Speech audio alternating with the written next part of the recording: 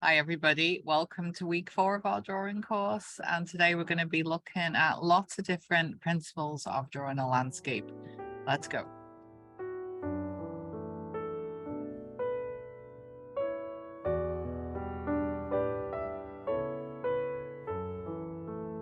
So, as I was saying, a third land or 2/3 sky or the other way around. We're going to identify where our light sources are and our dark. So we've talked about which areas would be our number with our zeros, our lightest areas. And then where would you say are your number 9, your darkest areas on a scale of 0 to 9? The side of the barn and the shadow. Yeah. And then the trees are dark Yeah. underneath the snow. Yeah.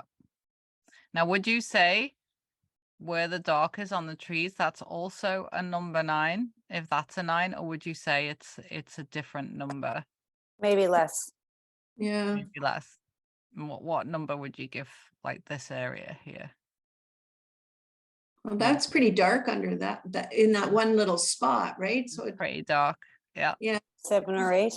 Yeah. 7, 8. Yeah. I would say maybe an 8. And then you've got some 8s here and 7s. And then as they go back, they'll be lighter. So yeah. And then your mid-range, where would you say your mid-range is? So maybe a 4 or 5. The mountains. Maybe the mountains. Mountains, yeah. I think the first set of mountains would be about maybe a 4, and then the next set behind would be maybe a 3, and then the ones in the far distance would be a 2. Right. So it's good to kind of just if this was a photograph and we were trying to work out our value scale, our range, I would always start with the highs and lows and then work on the ones throughout the middle. So I would say whenever you're sketching from a photograph or from, real life, if you're out there sketching, always do a thumbnail sketch first. Always do a quick, small sketch first, just to familiarize yourself with the proportions and the simple shapes. I'll often do 2 or 3 thumbnail sketches, especially if I'm sketching and I'm actually like there in the place, because I might take a different frame. So I might move it across a little bit as to what I'm actually sketching to find the right frame. When you're choosing what's going to go within your frame, if you are ever sketching outside, I'll often take a frame with me, like just a little cardboard cutout cardboard frame, and move it around so I can decide where I'm going to be best placed. Or, if I'm taking a photograph, I'll do the whole hand thing where I'm kind of moving around and try different angles before you settle on something. And then decide, is it going to be portrait or landscape? Because some landscapes work well, portrait. And then the key things to look at when you're deciding on what you're going to draw is if it has a definite foreground, middle ground, and background. And then the other thing to think about, which we're going to be talking about in the drawing which I chose today, is a S curve or a Z shape. That's something we use in painting a lot, and it's allowing the viewer to stay longer looking at your picture by giving them a starting point and an end point and a journey through the painting or the drawing. So it's called an S curve or a Z shape. So this is all updated in the notes in the link which you get every email. So what I'm sharing with you now has already been loaded into the notes. So an example of a very simple thumbnail sketch of, it's not the picture above, it's just a brief thumbnail sketches, is this the foreground, middle ground, and background. So when you do a thumbnail sketch, it can be just something as very simple as that, just identifying shapes. And just by doing a thumbnail sketch like that will help you figure out if it's going to be a good a good image for you to transfer into a drawing, or if you need to kind of rethink it. So I just taught a drawing course on Monday evening with people who brought their own photographs, and I don't think one of them had those 3 even though I said, like, look, because it's hard choosing photographs, because until you start thinking about foreground, middle ground, and background, a lot of the photographs that I used to take didn't have those proportions. But now what I will do, if I'm taking reference photographs to turn into a painting, I'll actually put something in the foreground. So if I'm taking like a woodland scene, for instance, I might take a sprig of grass or a flower and hold it right up to the camera and then take the picture, so there's something really close. And I noticed we booked a family photo shoot a long time ago, and the photographer did that. She picked up a flower and put it close to her camera just so she had more perspective in her pictures. So I got that tip from her, and it's kind of a neat thing to do. Or you get low to the ground and try a different angle.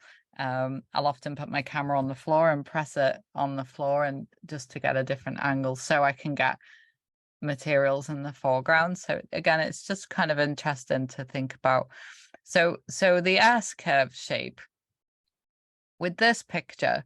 So I feel like this fence panel here is, you know, a fair focal point. Then we have the barn, and then I'm looking out into the distance of the mountains. Now the artist has deliberately done that so that you're looking at the mountains, then you travel to the barn, then you travel to this post. So it's been you know, it's basically like a designated esque, very obvious S shape. You know, that kind of like winding through the picture. So I try to do that when I'm coming up with compositions, to make the viewer look at the whole picture and travel around and spend more time looking at it. So it's, again, it's just something interesting you can add to your paintings or your drawings. So it's a S curve or a Z shape, you know, and it's just like a bend in the pictures. So be the full S? Or no, can it be half an it's S? more, Yeah, it's called an S curve, but it's more just just a bend. a wiggle. Yeah, just kind of a bend so that your eye is not staying at a fixed point. Okay, so here's a few more examples of foreground, middle ground, and background. I like this one because they outlined it for us so we can see it. So this is a very simple composition, but I like this picture as an example because you can see how they've played with the saturation of color and the value scale to get the feeling of depth. So the full saturation, the darkest colors and the brightest greens are in the foreground. Then they've used tint, tone, and shade. So they've toned it, they've, you know, grayed the middle ground. And then the tint is, you know, almost white, is very light in the background. So that's a really good example of foreground, middle ground, background, and the full value scale of 0 to 9. So I hope that makes sense why I chose that picture for the notes.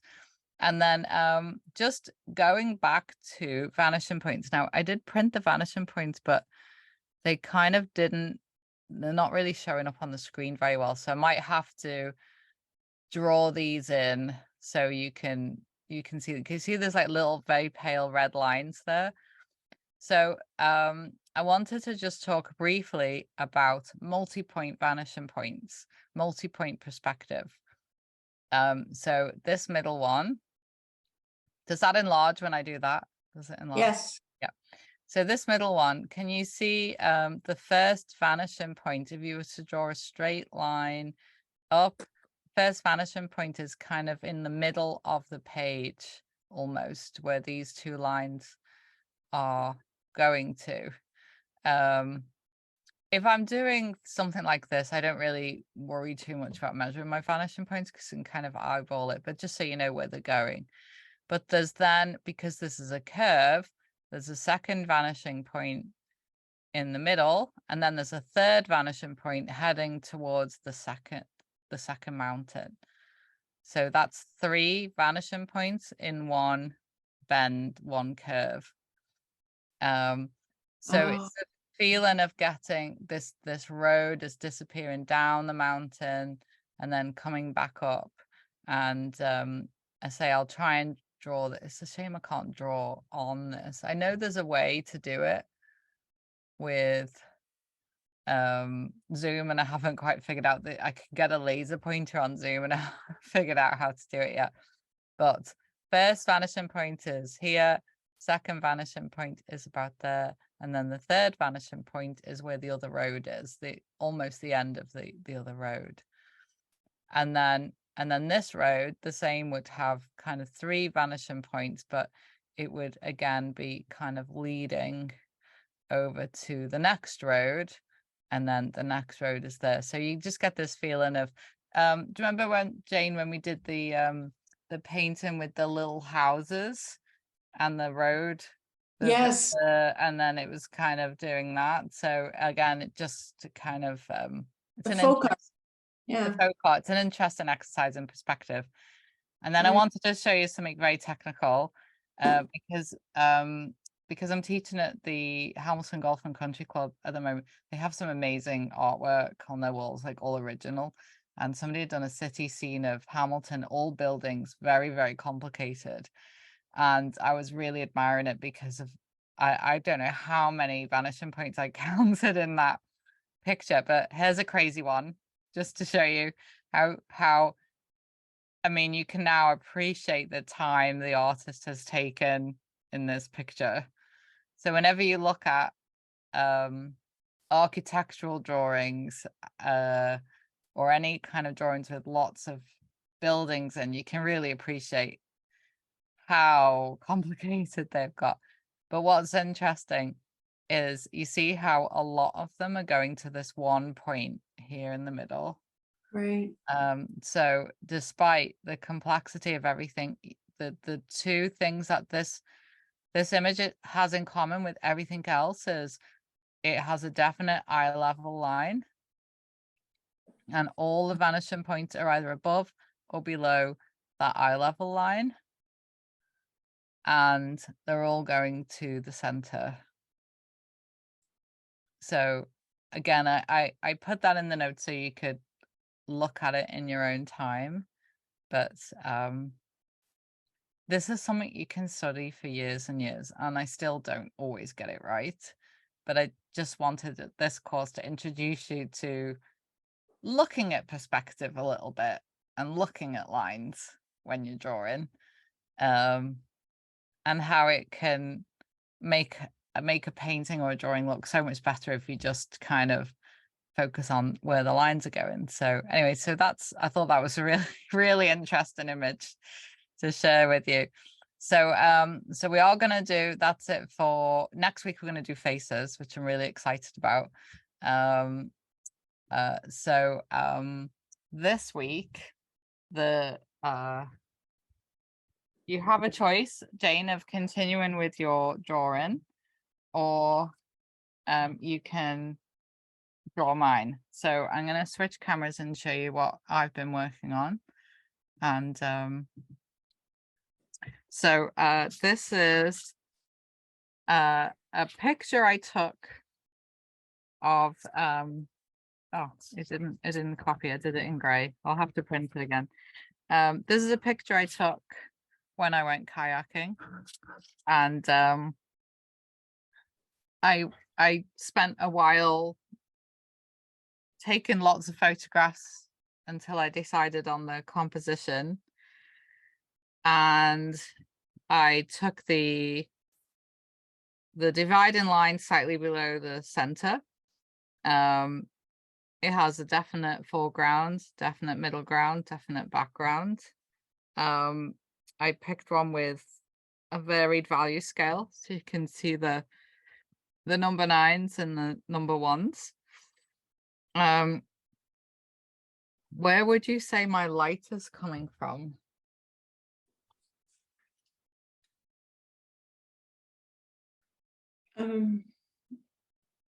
It's a tricky one. Yeah, because you've got shadow in the water. Yeah. It was very high, the light. It was very high up. I was Oh. just going to say the only shadows sort of like under the rocks. Yeah. So it seemed to be coming pretty Yeah. from above, but it's somewhat diffused. It's diffused. I mean, what's interesting is look at these shadows here in the water. So whenever you're looking at the shadows of a tree, the light would be creating that shadow. So the light is kind of, it's almost above and around here, because then you've got this angle here and then this angle, and then if there was anything on this side, it would be coming that way. So it's pretty much slightly to the right and above, and but it's diffused because it was a cloudy day. So I did an interpretation of that. So this is my sketch of my kayaking adventure. Oh, it's lovely.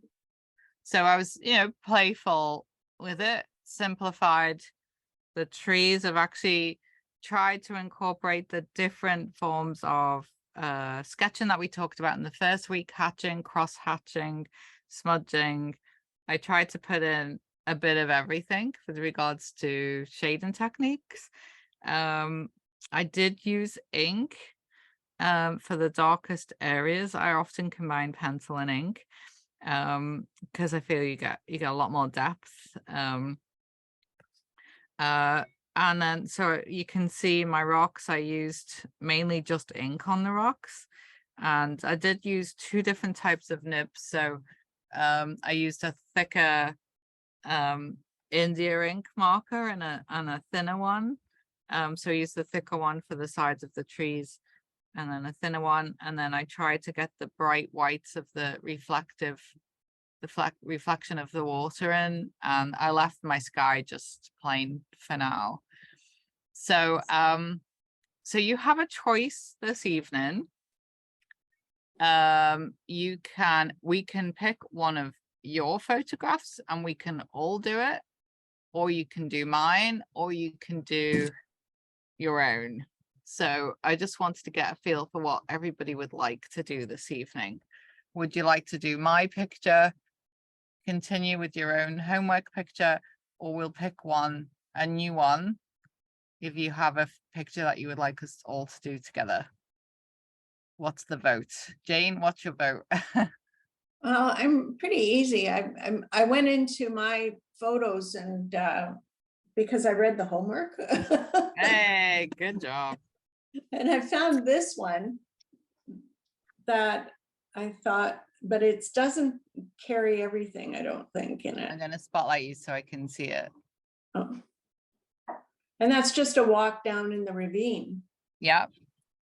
So it's very nice. There's a lot going on. Yeah, Probably too much. Well, we can simplify it, but there's a lot of trees. Yeah, it was in the woods. I mean, there's definitely a foreground. There's not much of a background. That's the only thing I would say. If you tilted the camera slightly higher when you took the picture and captured what was happening in the distance beyond the horizon line, because you can't really see where the sky meets the Right. Yeah. That's the only thing I would say from a compositional point of view. It's a lovely photograph. Right. Okay. But I can't see the horizon line. So we'll keep yours. Well, let's see what Amanda and Susan would. Yeah. So Susan, I didn't read the homework. Otherwise, I would have gone through it, but it just quickly, this is down at the, just a photograph with, it has nice a, that's down at the Oakville at Lakeside Park, just at the foot of Navy. Yeah, that's a really nice one. I would have gone through my photos if, yeah. Yeah, it's a nice one. A lot of rocks, I would simplify it. But it's a really good one. And then Amanda, do you have a preference? Do you have a photograph? I don't have a photograph, but I like yours. Yeah. Actually, yeah, it seems not simple, but it's got a nice balance of the foreground, the middle ground, and the background. I think. So have we got a consensus on what everybody would like to do? Yeah, Do you want to do mine? We can change it, and I want you to feel that you can change it as well as we go. You can move things around, you can put things in, take things out. I'm also conscious of how long we've got to do this. So if you're happy to do this one as a practice, we're going to start by doing a small, quick thumbnail sketch. I've already gridded the picture, so you can see the kind of squares that I've done to help you with that. Then we're going to identify the darks and lights. We're going to do a larger sketch. And then we're going to experiment with our different shading techniques that we looked at the very beginning. So when we did our hatching, scumbling, stippling, cross hatching, and smudging. So I'll quickly give you a little reminder of those things. So hatching, straight lines, which you will see in this picture. Scumbling, I actually didn't do that much scumbling. I did a bit of scumbling around the leaves. So scumbling is like the little scribbles. Stippling, the little dots. Cross hatching, lines going in two directions. Blending, smudging, which always makes things look lovely and soft, is just using your finger and blending things. So just maybe try a couple of different ones. You don't have to do all of them, but just try a few different ones. I'd also like you try to do some of the drawing in ink, if you have ink. So as well as pencil, again, just as an exercise of applying everything we've learned so far to date, to do some inking, different types of shading, identify the lights and shadows, thinking about our S curve as well. So again, I've got an S curve where I'm starting in my trees, and then I'm kind of sweeping around to my background here, sweeping over to my rocks, and then to this large rock here. So I've deliberately chosen this because your eye will travel through the picture. Can you see that kind of rough little squiggly shape? So again, I hope this just helps you when you're choosing a composition to decide what you're going to put where. And don't forget, you can, if there isn't an object in the foreground, you can put one in. You can put things in that aren't there. You could decide instead of a rock here, you could put some reeds. Reeds are very easy to draw. It's nice to have a composition with different things going on. So I loved, Susan, the picture you took of the lake.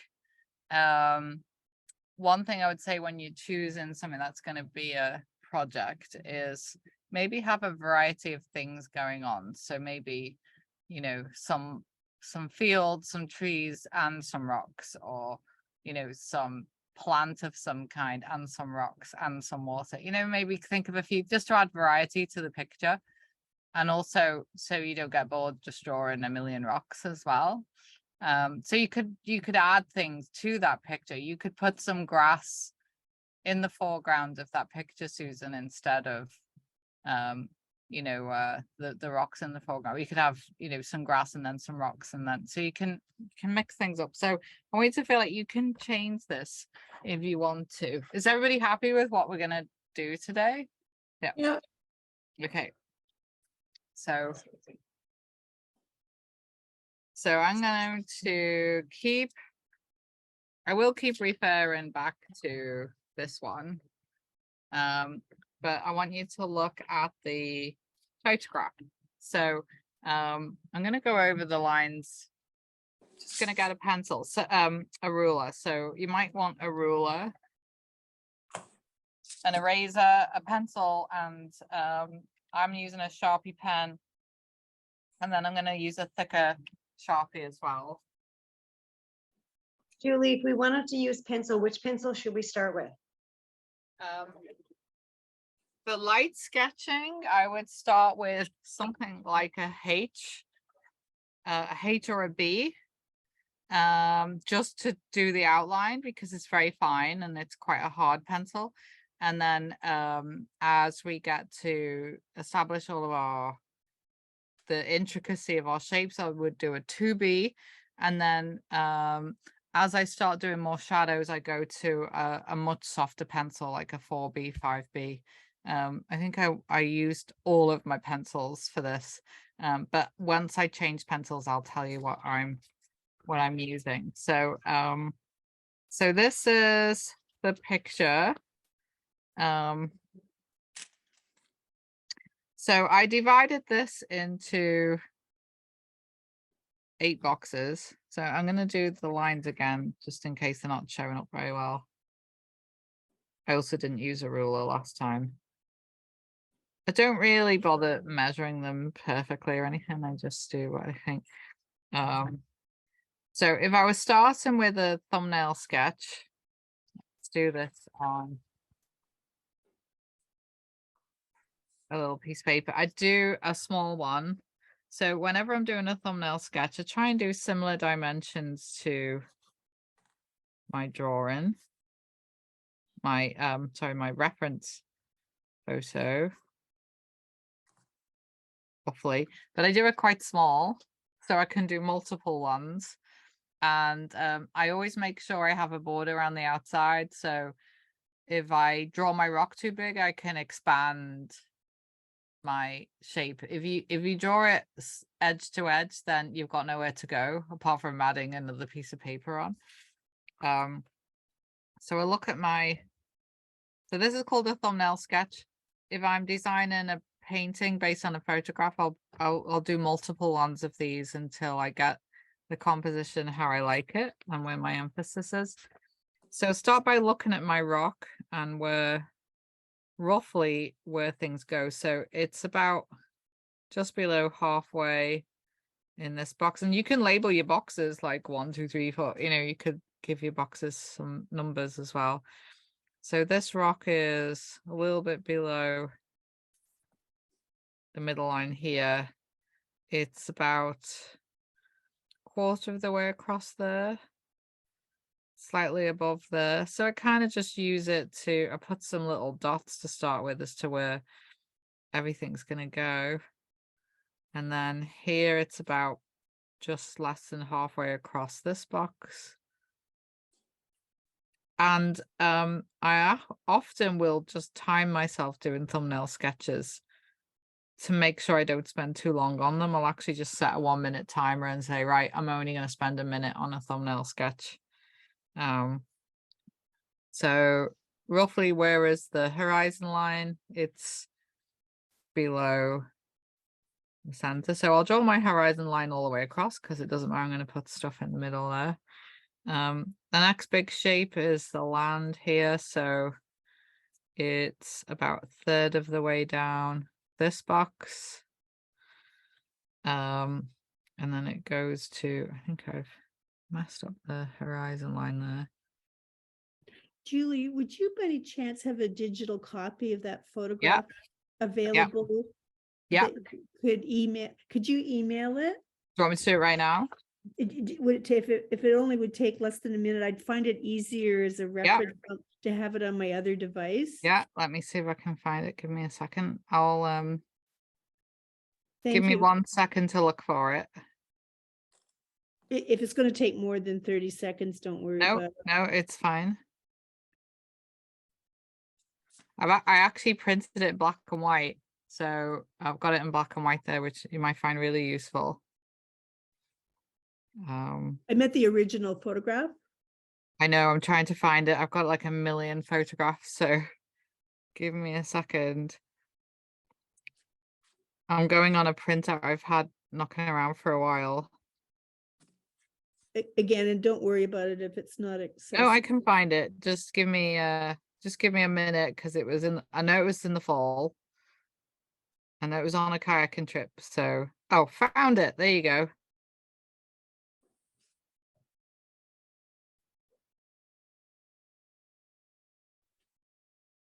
Do you have a photograph of the drawing as well?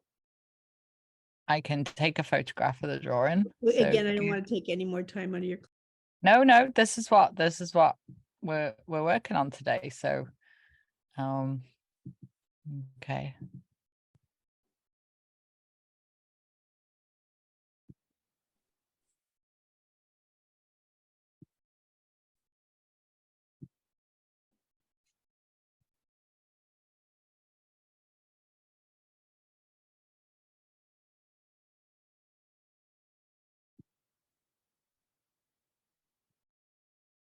Okay, I'm gonna put it in the chat so you can just click on the chat and then I apologize. I don't know how to do that, and I don't know how to get it from a chat to Okay. another device.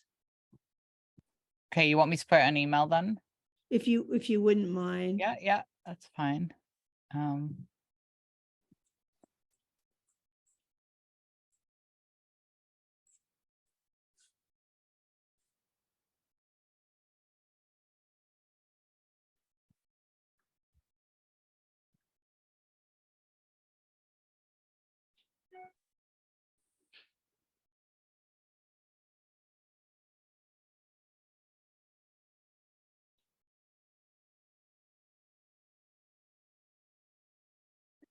Okay, that's gone. And then I'll just take a photograph of my drawing and I'll send that now as well. And give me a second.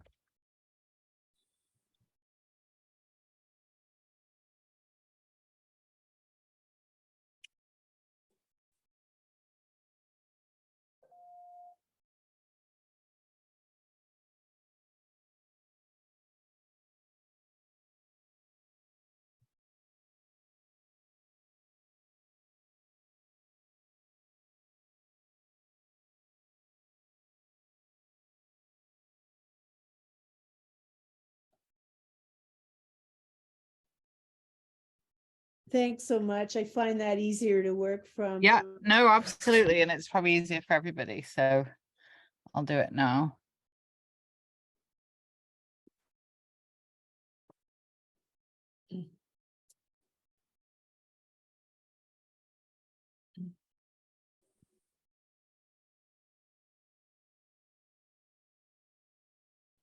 Oh, wow. Yeah, it helps. I just give me a second. I just sent it and I don't know where it went.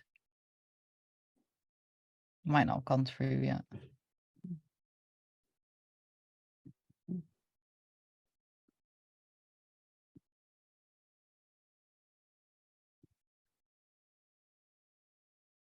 Why did not go through? Yeah, it's Mountberg. If you want to know where it is. It's what? Mountberg. Yeah. Yeah, it's not the conservation area, it's the dam on the other side of where the conservation area is. I kayak there all the time because it's quiet. So the lake's cut in half by the railway line, and one side is the conservation area where the raptors are, and you know where most people go, but then the lake side is the other side is just for fishermen and kayakers. So okay, so I've got the other one. It's my happy place. These are great to have. I can see why. So peaceful. So there's an island in the middle of the lake. And I just like paddling out to the island and I feel like nobody can find me. And it's 5-minute drive from my house. Okay, so I think that attached. Did that attach?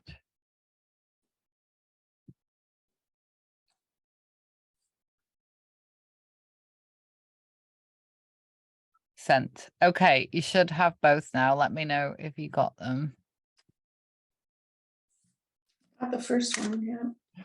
The other one just gone through now.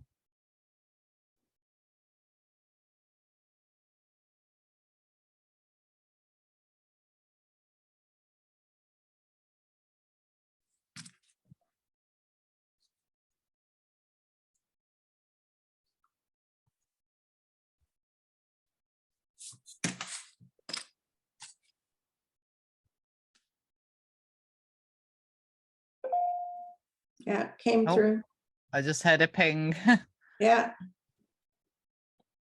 Okay.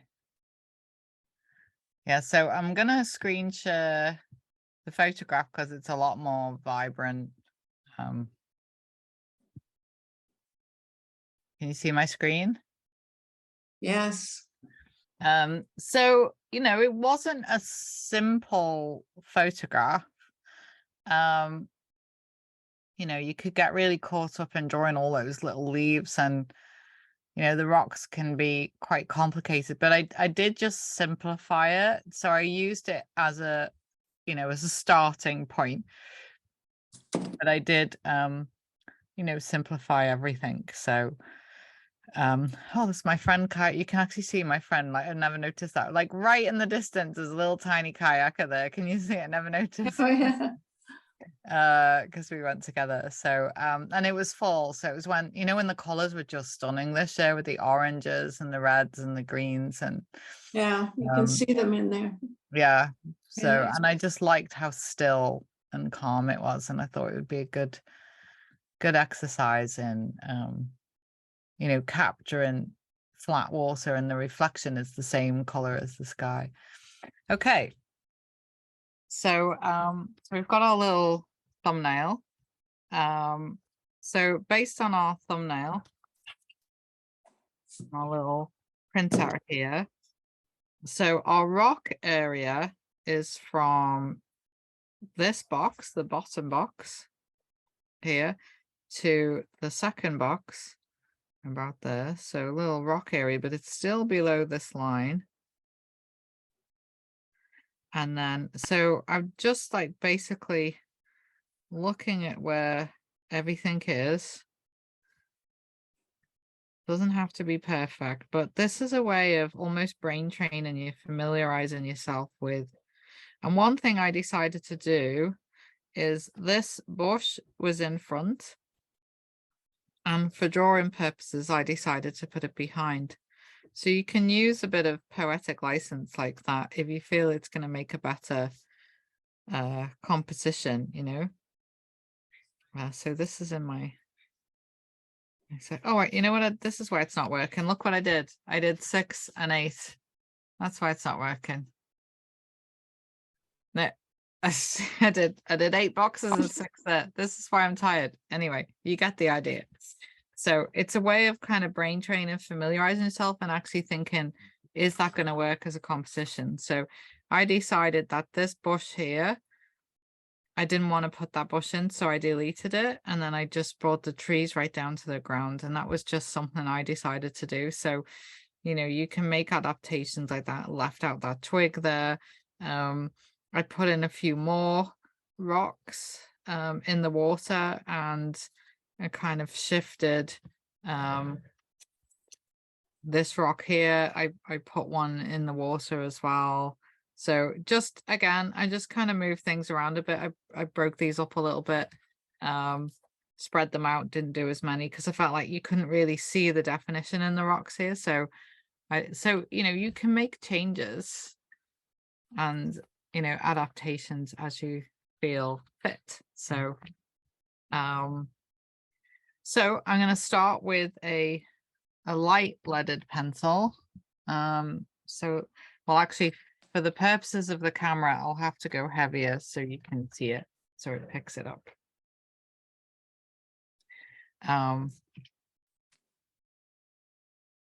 So if you want to, you can grid out your paper, or I can just describe where roughly to put things in. I'm going to start with a, let's start with a B. I'm going to start with a B because it's quite a hard pencil and it's light. If it doesn't show up on the camera, let me know and I'll switch to something a bit softer. Okay. Which one, Julie? Just a B? So this is just a B. So it's, you know, one step lighter than a 2B. I don't know if I have that one. Okay. So let's go ahead and put these lines in. It might make it a little bit easier. So, okay. So I'm going to put a line down the middle.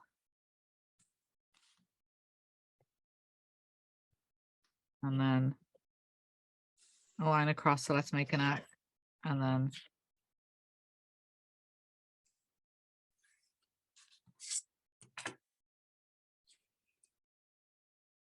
yeah, and I'll keep this here so you can see it. It's hard to get everything fitting under the camera. Yeah. Okay, so I'm going to start with a rock because this is going to be one of my focal points. So my rock, the peak is kind of in the middle of my little square here. This is probably not showing up at all, this pencil, but can you see that pencil? Is it showing up at all? It's hard to see. It's hard to see. Okay. I'll switch to something softer. So you use the hard pencil and keep it light for now because it's easier to erase.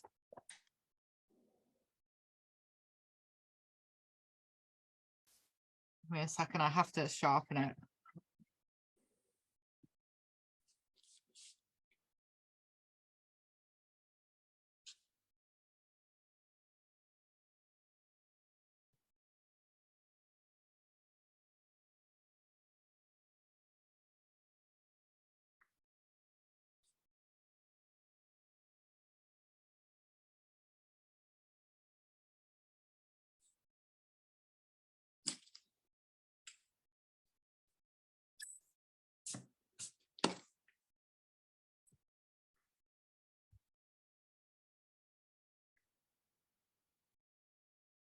Okay, so you can tell me if this is gonna, so the peak of my rock is going kind of halfway. Let's number these 1, 2, 3, 4, 5, 6, 7, 8. That'll make things easier. Okay, so my number 1 box, my peak is kind of coming down kind of there.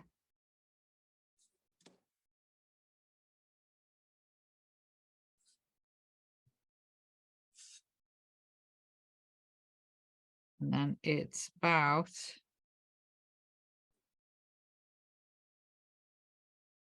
here in my number 6 box.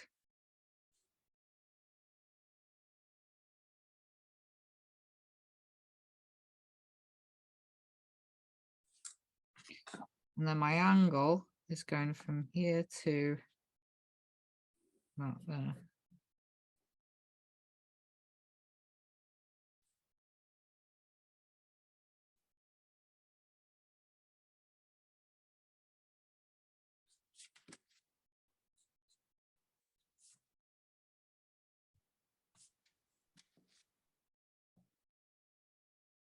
That's my first shape. My horizon line is slightly below my center point. So it's about there actually.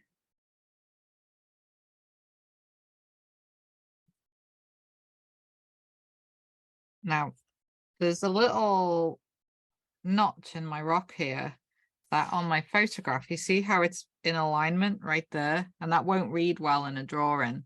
So I'm going to drop that down just because it won't look right in a drawing where that little notch is there. This little notch here, so I'm going to drop it down just so it looks. Because it's an interesting notch, but it won't work visually. And then this like little land mass is very tiny. I did it too big on my other one.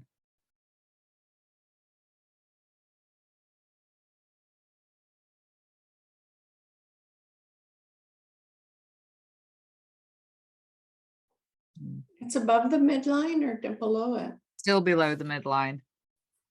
So this is my midline here. My Oh, I don't horizon, see that. Yeah, there I My- see. horizon is about finger space lower. And then this land line is kind of in between.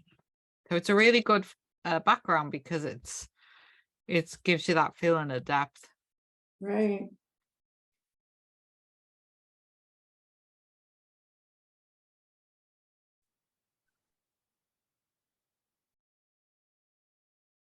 So that's my horizon line. And then there's like a little slither of land. This is my middle ground coming out. And again, on my drawing, I shortened it. You see how it's quite long here?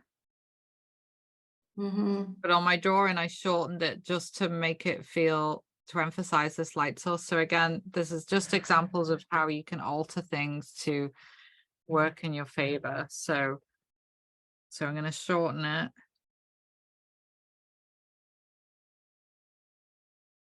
And I'm also, because this is quite a straight line, I'm going to kind of make it weave a little bit. So again, you can see on my drawing, I kind of made it weave a bit more, just added a little bit more interest there. A bit more S. Bit more, yeah. Razzmatazz. No, the letter S, a bit more S. Oh, sorry. I thought you said Raz. Like, okay, bit more razzmatazz. Yeah. Yeah, bit more of the S curve. Yeah, the wiggly. Yeah. Very good with wiggles. If you want Think to about the S curve. Think about the S. I've got the S, but Or the number wiggles. 2. Yeah. if you want a good wiggler, I'll bring back my granddaughter. She's wiggle, wiggle, wiggle, squirm, squirm. Oh my God, so cute.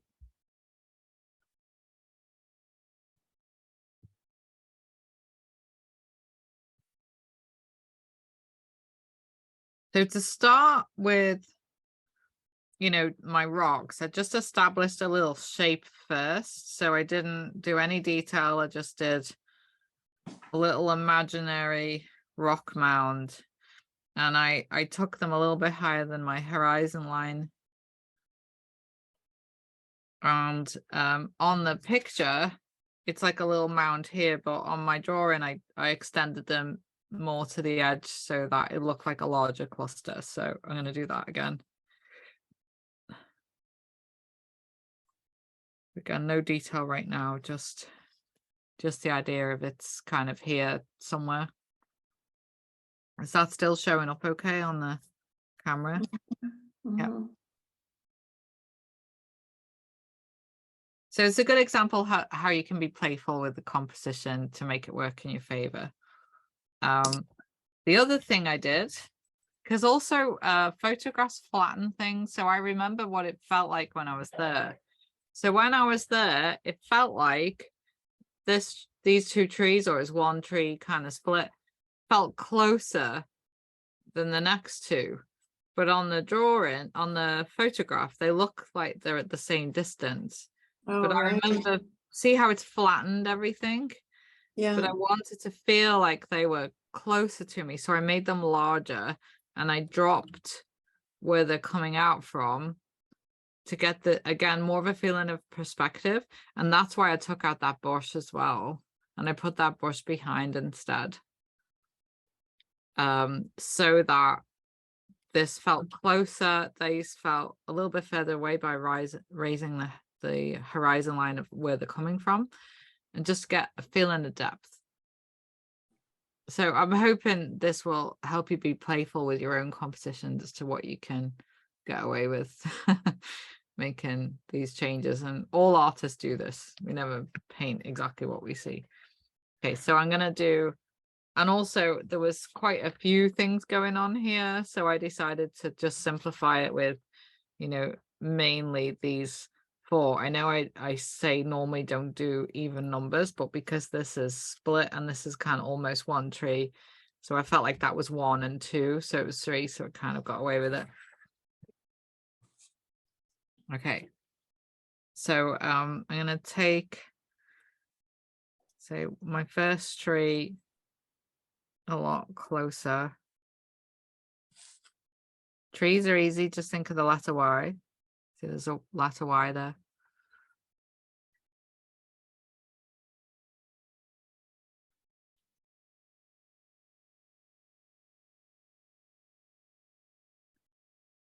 Don't always draw what I see.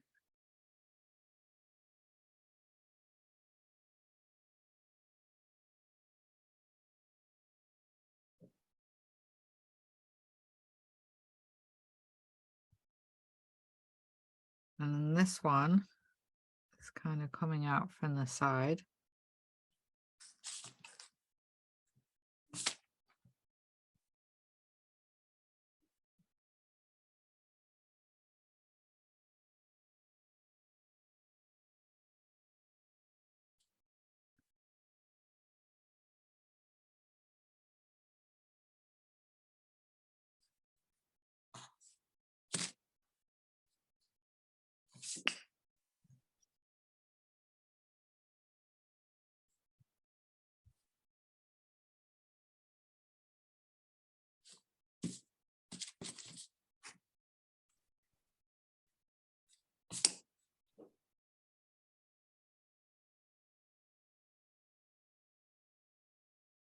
So stage one, we have our sketch, roughly where things are going to go.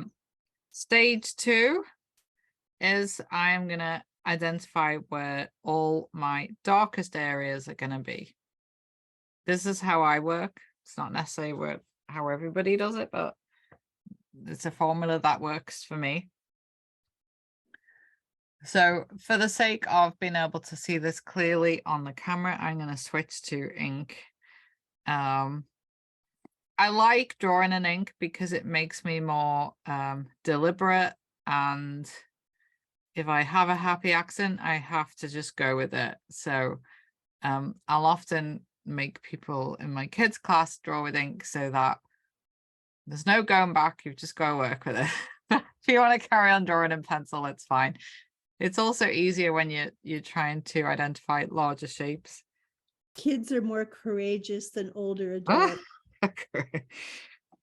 So I'm going to start with a thin Sharpie pen, and then I'm going to switch to a large Sharpie pen. And I'm going to be working on the darkest areas of my drawing. So it's helpful to start with what you can see as the darkest. So if you want to have a look at the picture that I sent you, you can look at where the darkest areas are. So just to go with the original picture, I'm trying to do this so that it fits in. It's this shadow on the side here. So again, I'm going to simplify it.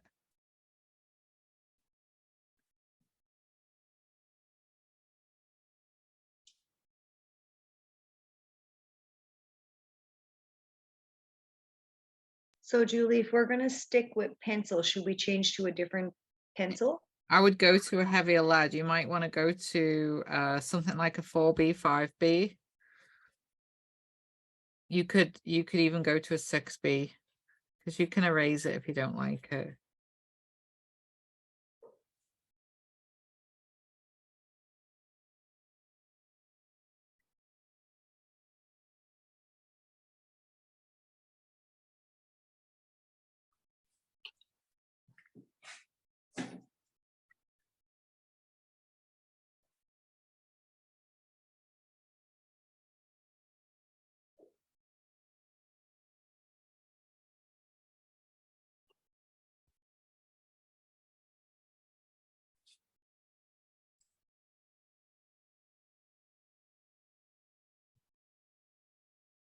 I'm not going to do all of the shadows I see because there's lots, and I don't have all night to do this.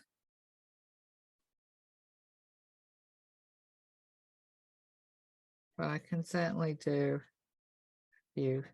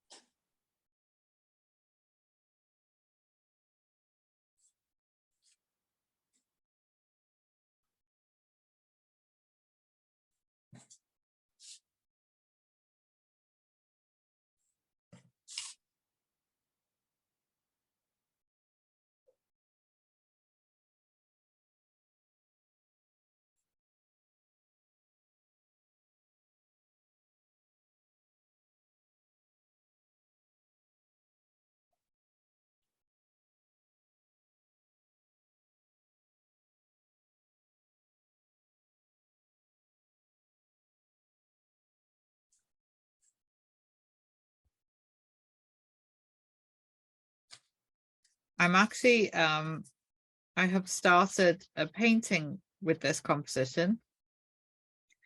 And I'd like to share with you the underpainting I did.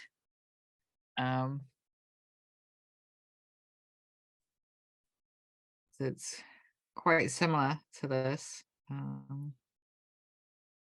me see where it is. Right. So this is the painting version. So this is just me using thin down black paint, transferring my composition onto canvas.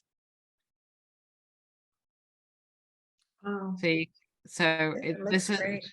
so this is just the underpainting. I've now done quite a bit of work to it, but this was when I was just kind of, so that's why doing a thumbnail sketch is really important, and working out your lights and shadows. So it's about I think it's a 16 by 20 I'm doing it on. But if this works out well, I might go larger and do a really big painting of it. Of my happy place. I was just gonna say, spending so much time in your happy place. Yes, because I can't kayak at the moment, so I'm still spending time in my happy place. How cool is that? It's cool.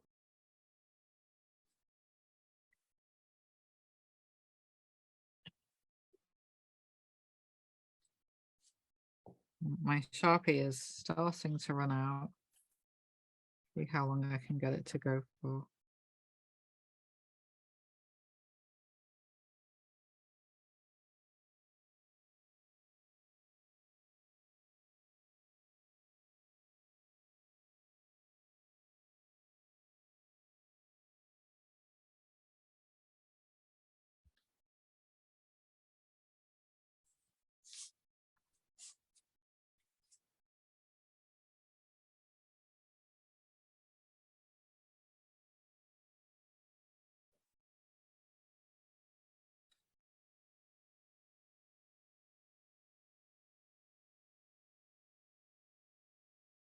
Is anybody being brave and doing this in ink straight away?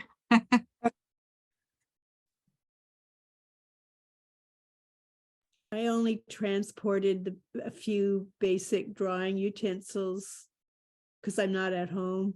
Right. There's no way I would try it with just a pen right now. I think this is my like 4th drawing ever. Oh, really? Well, you're doing great. Amazing. I showed up.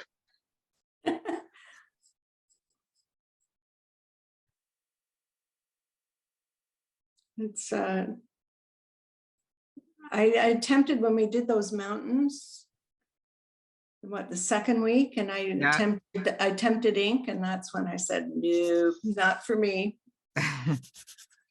It's a different way of drawing. It's I actually like it because it makes me more definite with where I'm going, and I think I don't make as many errors because I know it's Right. permanent, it's so Yeah. when I do my kids class, I'll often just give them a Sharpie because again I find they're just more confident and bold and they just do it.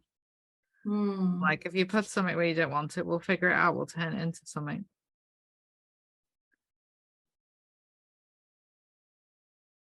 Kind of like life, right? Yes, exactly. You have to work your way around these situations, right?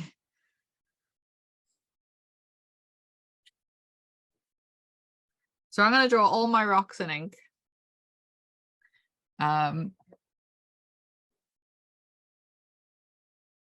So just find it. I'm a little bit braver. So when I'm drawing rocks, I'll start with the ones in the foreground first and work backwards in my layers. And I do have a little simple rock formula. So I'm going to do this one first. This is a larger one. Yeah, I wouldn't mind knowing your rock formula. I'm finding mine was starting to look too uniform. Yeah. So rocks tend to be pretty flat on the bottom. So if I do another one kind of here in the foreground, I tend to make them a little bit jagged at the top and then normally pretty flat on the bottom. If I don't do them flat, I'll continue. So it's got like a grit. It's still, the flat is still on the horizon line. I might step it up, but it's still fairly flat. So I'm going to just create, as long as they're all different shapes and sizes. This is where I don't really follow the picture. I just draw.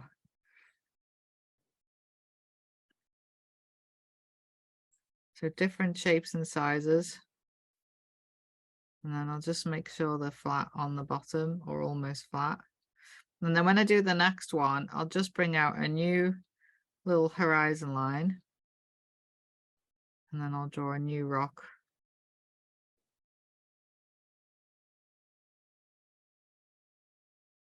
New horizon line. Bring a new rock over.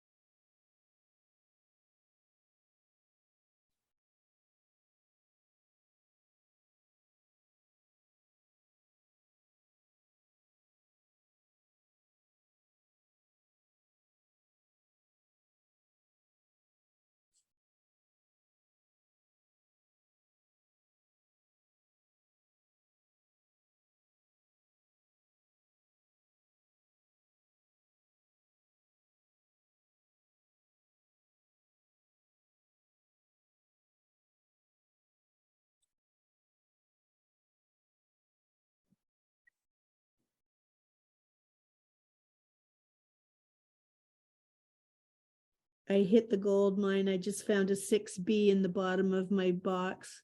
Oh, there you go. So these rocks are, they're going to appear to be a little bit smaller as they get further away. Well, that was a good find. So should we be doing the 8 and 9 values now? Is that what we're doing? Why you wanted us to go dark?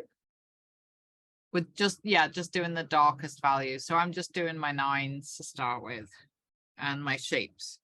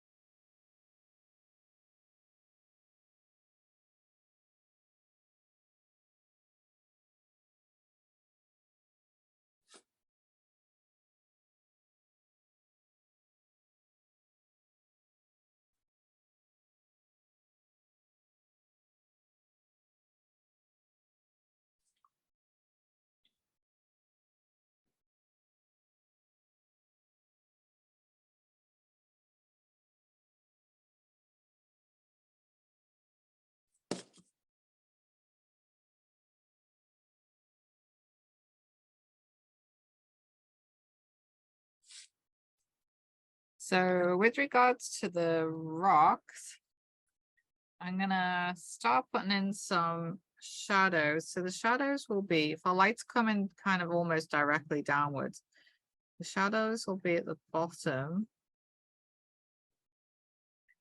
Some of these shapes. There might be a few shadows more on the right hand side of where we're drawing. So again, we're just focusing on the number 9s for now.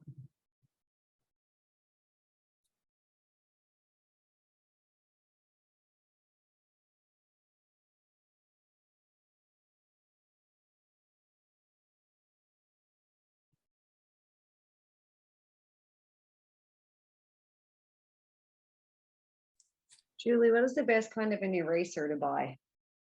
Oh, Oh, I use cheap ones. I use dollar store ones. I bought expensive ones and I keep losing them. So it's living in the house with a 7-year-old who loves to draw that my stuff goes missing. So I know a lot of artists like the kneadable erasers.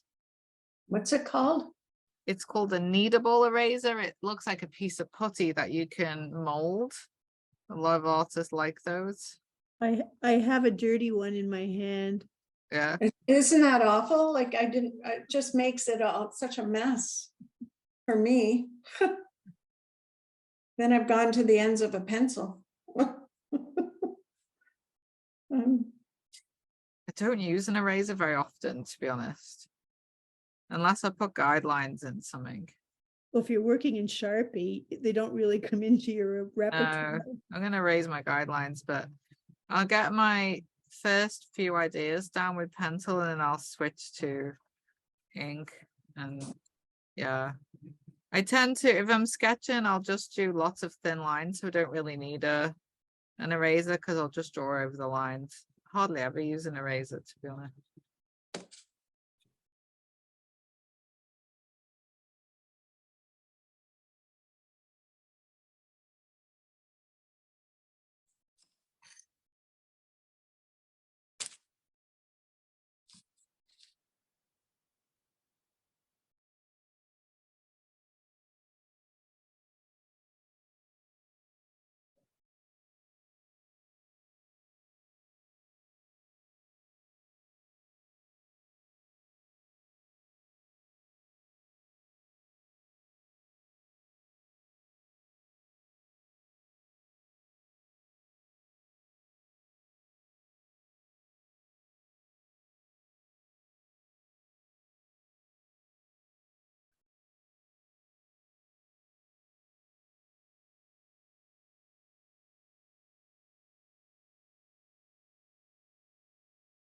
So an easy trick for rocks is to put a little line on the bottom and then put a kind of little V shape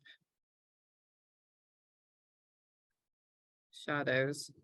You want an easy shadow for rocks.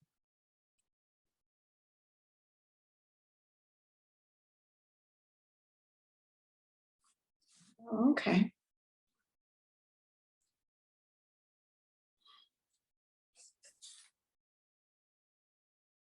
And I tend to decide on my light source and then put most of the shadow on the opposite side. Excuse me.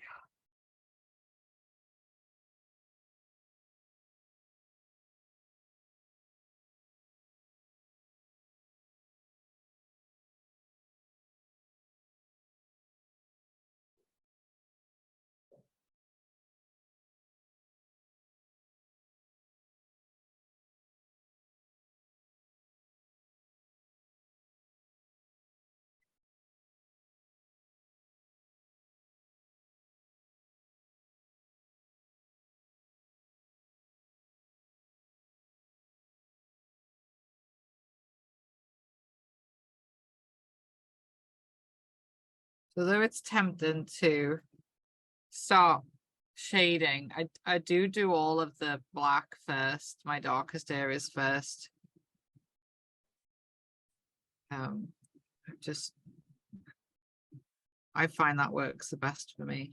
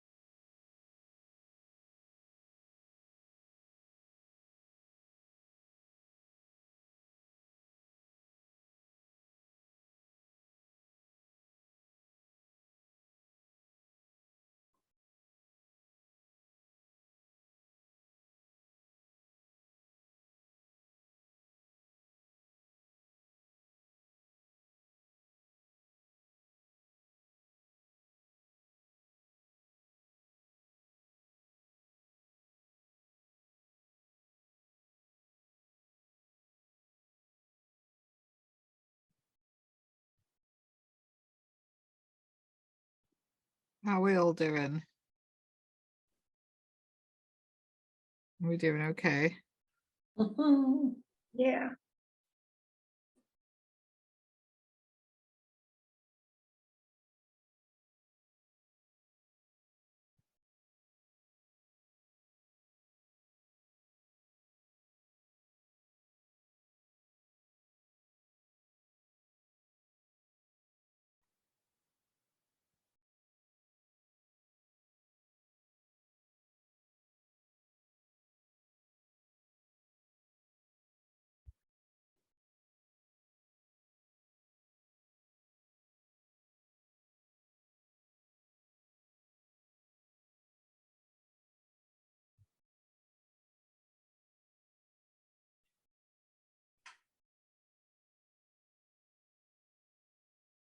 Concentration it takes.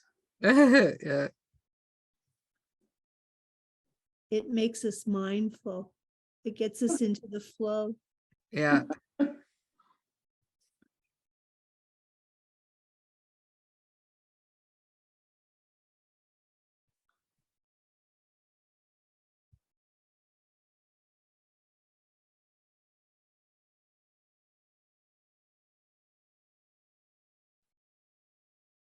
Okay, I'm gonna raise my guidelines.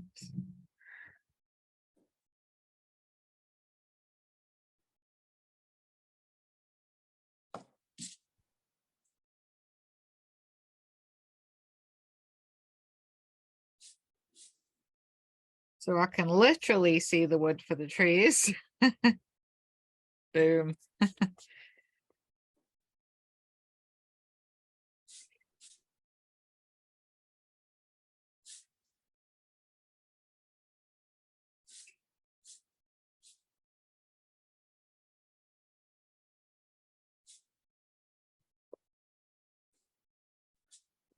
The other reason why I like to do the ink in first is sometimes if you're using a very soft pencil, it can dry out your ink if you do ink over pencil.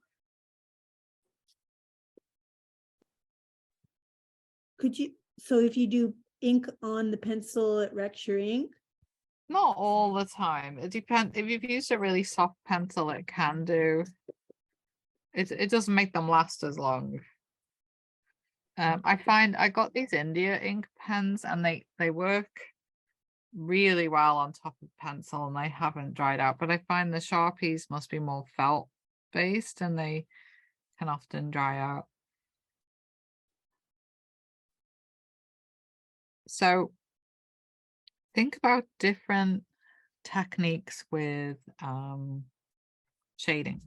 So if you can see on my drawing, I've done hatching and cross hatching.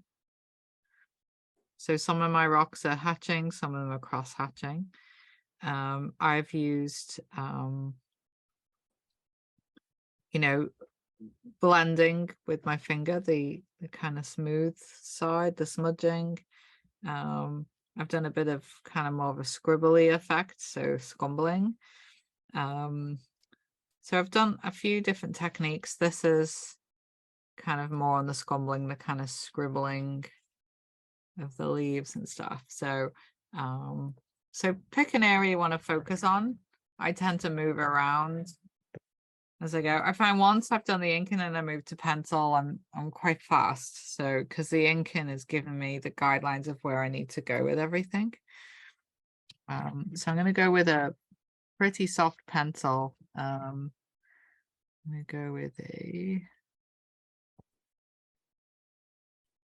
probably a 4B. Yeah, 4B. So I'm going to go over where I've inked and then start blending outwards.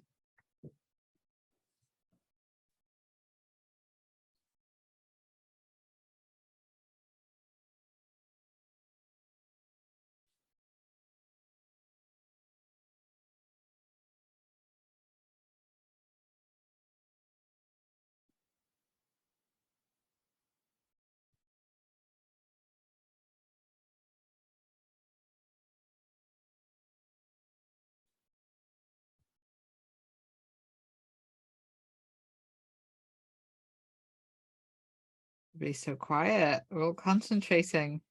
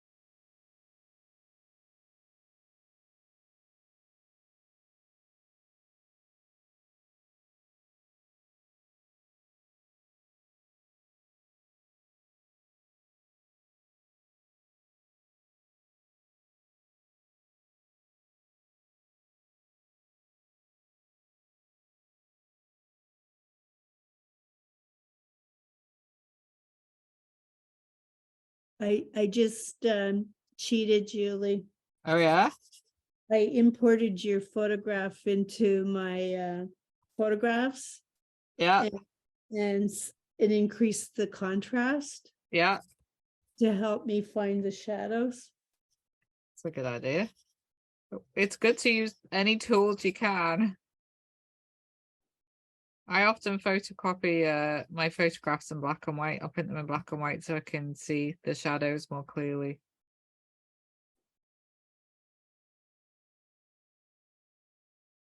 Because sometimes when you're looking at a color picture, it's hard to see the contrast of lights and darks.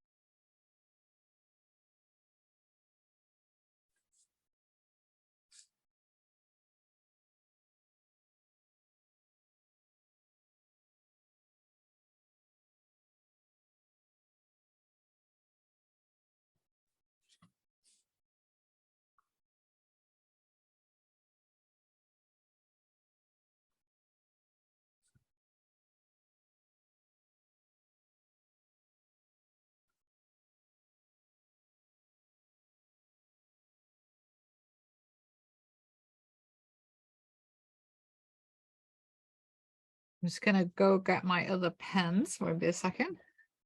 We got about 10-12 minutes left.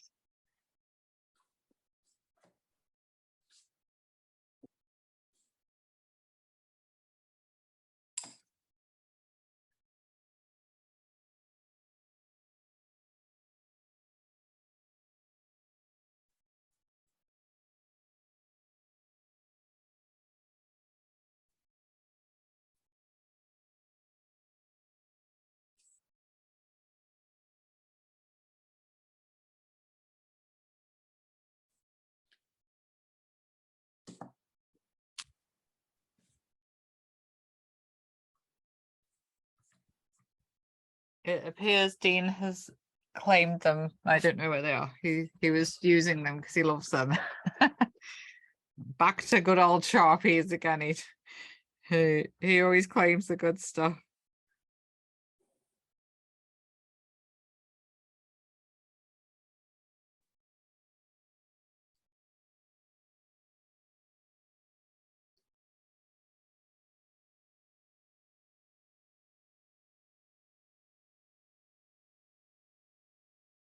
So I'm using a little bit of scumbling here.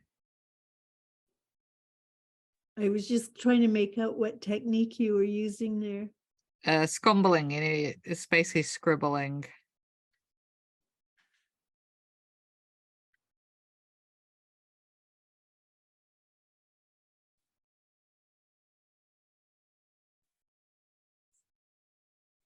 Works great with rocks.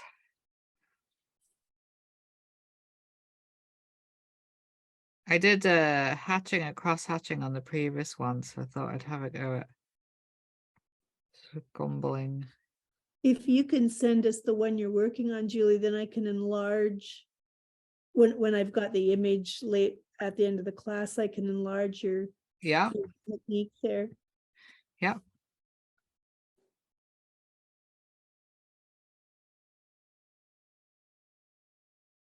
Yeah, I thought I'd do this in ink because then you can see what I'm doing.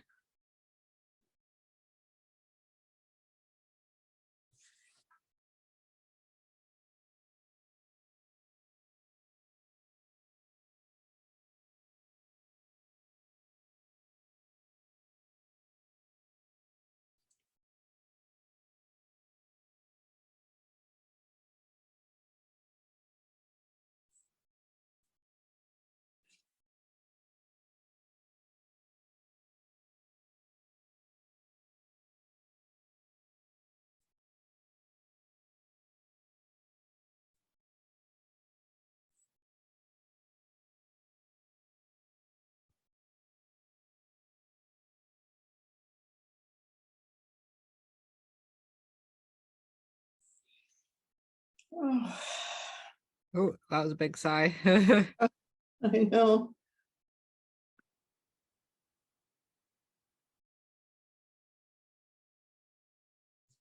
Scumbling's fun. I love scumbling. Because you Mhm. can just scribble and concentrate in one area to make things darker. Mhm. Are you trying it with ink or with Oh, no, I'm not, I'm off ink. oh, No, I'm just doing the different shades of pencil.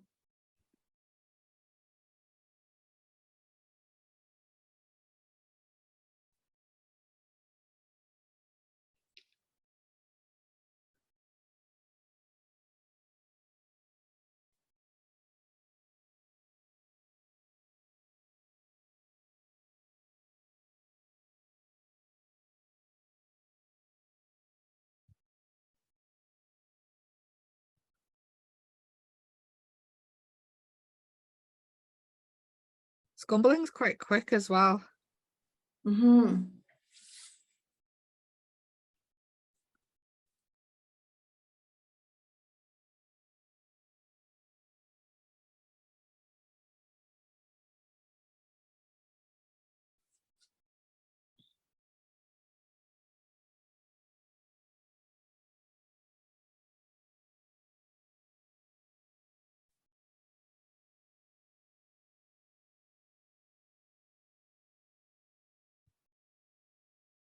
Julie, do you have any tips for left-handed people? Oh, oh, I know.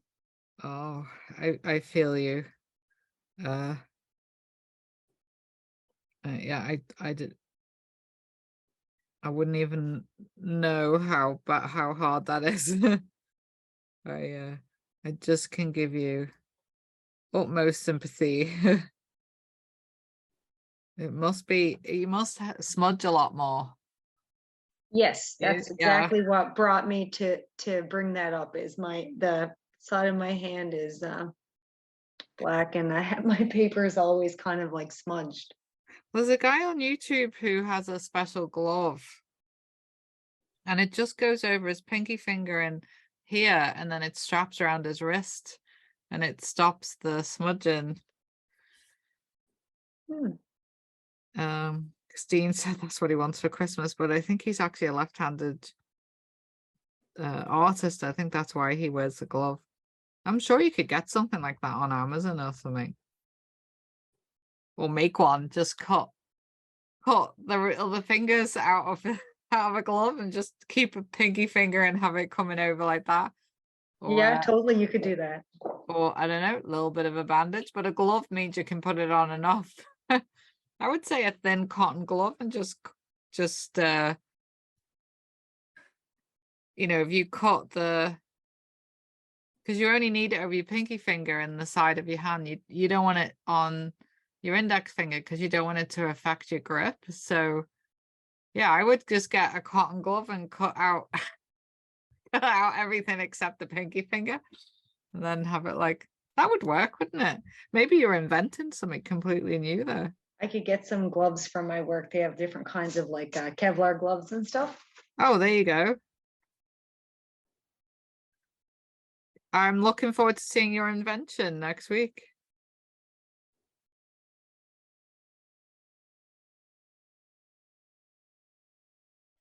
Are you in Oakville, Amanda?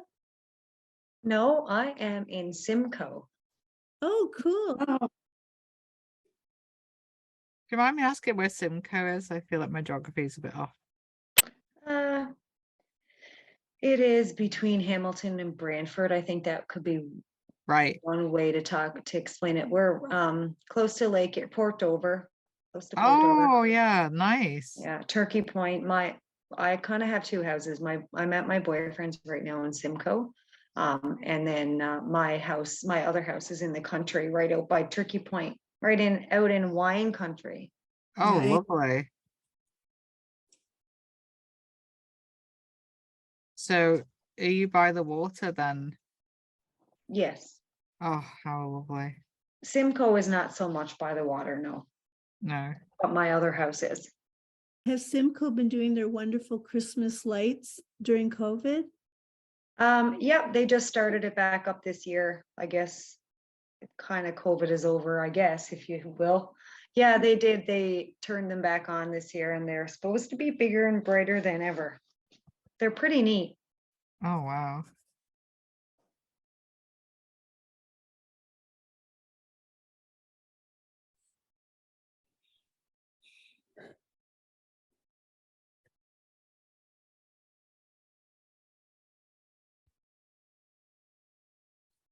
huh.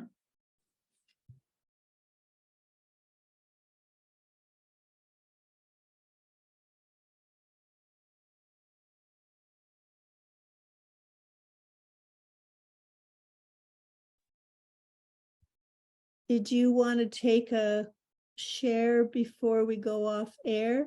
Absolutely. I'd I love didn't to mean see. for that to be a poem. Sure, before we go off air. Absolutely.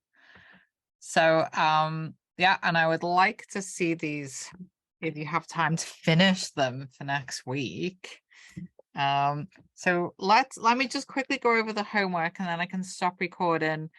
And then so for next week, if you want to try and get this finished, that would be great. I'm just gonna share the hold on, because I lost everything when my computer went down. Give me a second. literally lost everything. Don't know what happened there. It was really weird. And the gremlin. Mhm.